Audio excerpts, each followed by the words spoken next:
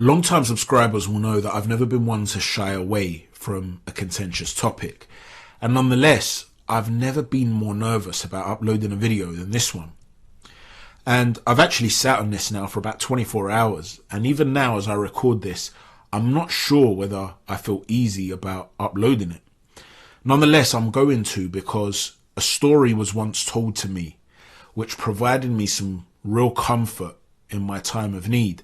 And by relaying this story to others, it provided them with real comfort. And I'm surrounded at the moment by people who seem to be going through extreme pain. People that I've met through the boxing industry, people that are either involved in the sport or people that I've spoken to online and have befriended since making this channel. Either way, it seems to be that I'm surrounded by people that might benefit from hearing a particular message. And I ran this by my brother and I said, listen, you know, whenever anybody strays away from straight boxing, it can cause a backlash and you can lose subscribers. And my brother said to me, listen, it is going to backfire. There's no doubt about it. And you're trying to build a channel and you need to make a decision. You can either keep your mouth shut about these things and just stick to straight boxing and grow your channel as anybody else would. Or you can try and also understand the fact that your channel, Chris, has never really been just about boxing. You've tackled science and the human psyche. You've tackled psychology. You've tackled societal issues, mythology. You've tackled all sorts of things. So when people come to your channel, they understand that it's not like most other channels that will deal with the news of the day and give their opinions and they hear the opinions of others. You deal with deeper intellectual issues. And if it backfires, it backfires, so be it. But if you think it can help people, then you have to do it. And so it is along that sort of backdrop that I've decided to make this video. You see, at the moment in the world, we are seeing an awful lot of pain. We're seeing death and destruction everywhere. The man in the top left-hand side is a Syrian man who reportedly lost 12 members of his family after the devastating earthquakes in Syria and Turkey. And it is absolutely heartbreaking to see. How can anybody fathom that level of pain? It's just terrible to see. My heart genuinely goes out to these people, and I pray that God gives them strength and brings them peace as soon as possible. You know, mourning and loss is a very difficult thing to deal with, and I was very, very saddened actually to see the Fight is Right podcast.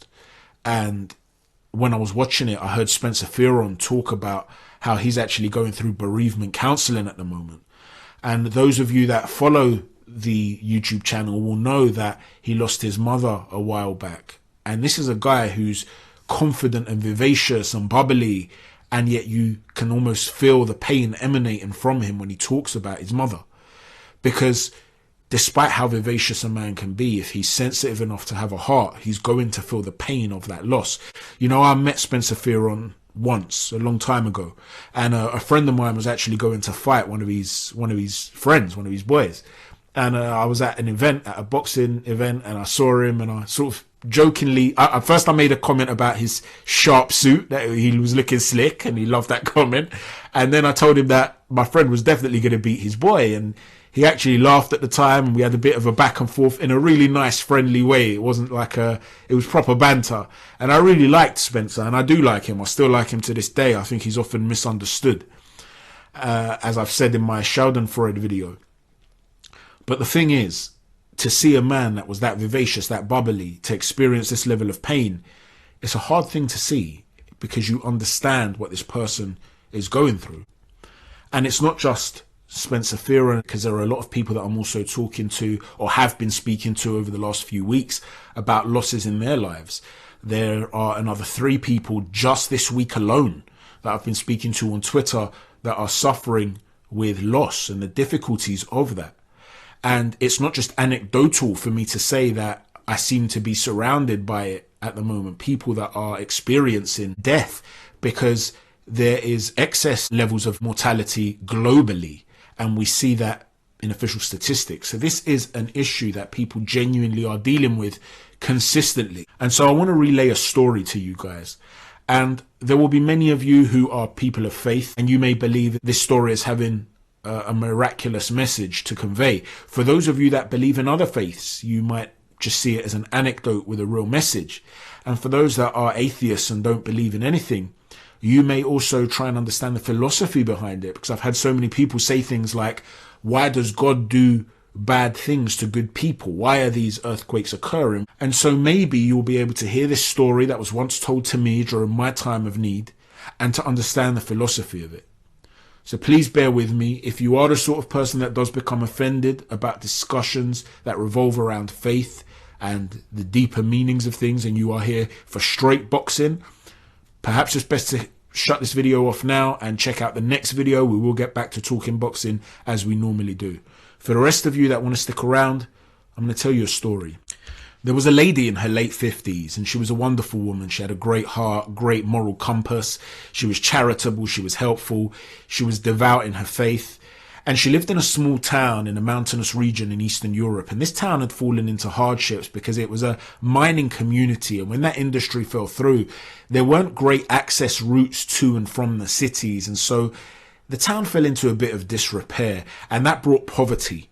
The town became so depraved, in fact, that this woman, who was a widow, really struggled to find joy in the town. But nonetheless, she always believed in the goodness of people, and she always wanted to help people and her neighbours and try to guide the youth out of a disastrous future. But the one thing she did have going for her in her life that she saw as being a real shining bright light was her son.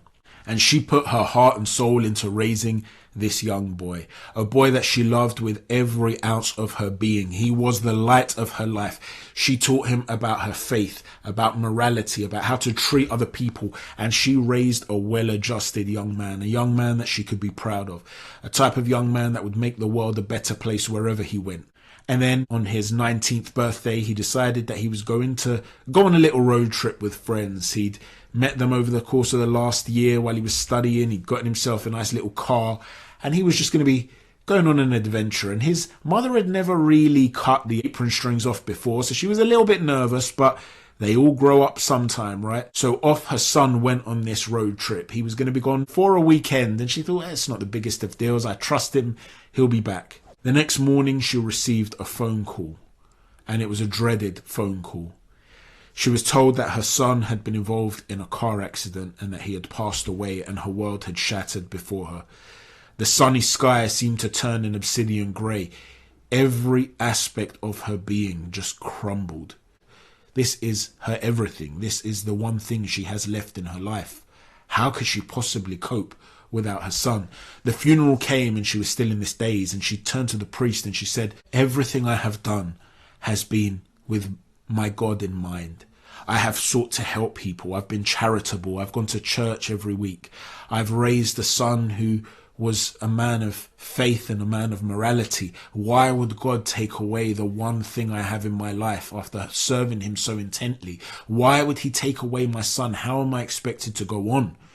And the priest, who was a simple man but a good man, did not know really what to say. And he said, my child, God works in mysterious ways, but if you're seeking answers, I can only suggest that you go on this little pilgrimage. It's a few hours drive from here to this monastery, and maybe they will be able to give you the answers that you seek.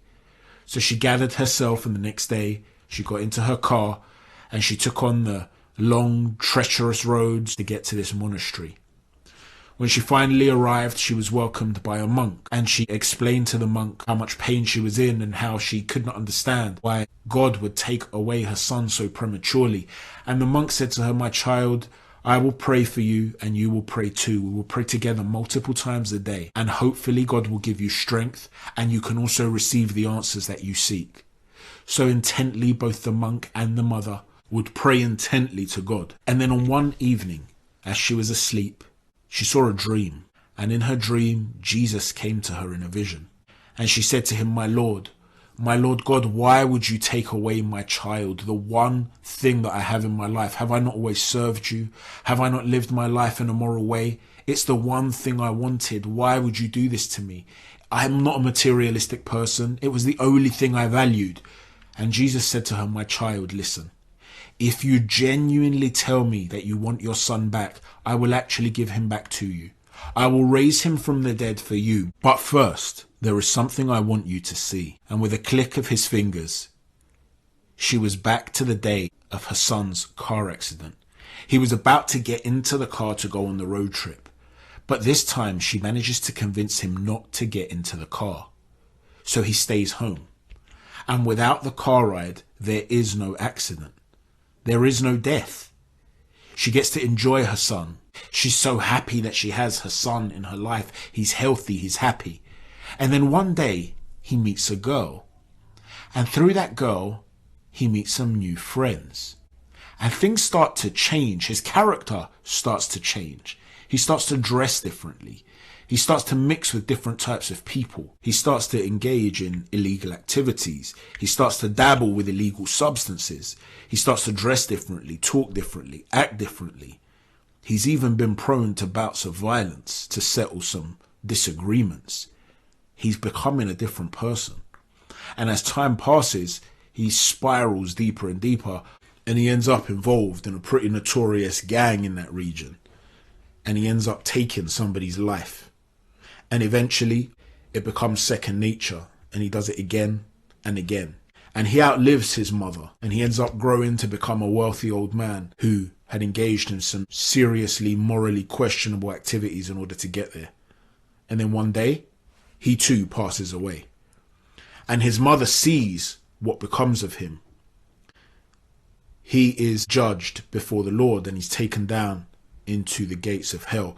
And it's important to note that according to the monotheistic faiths, in some ways, it's not God that sends people to hell. People choose to go there.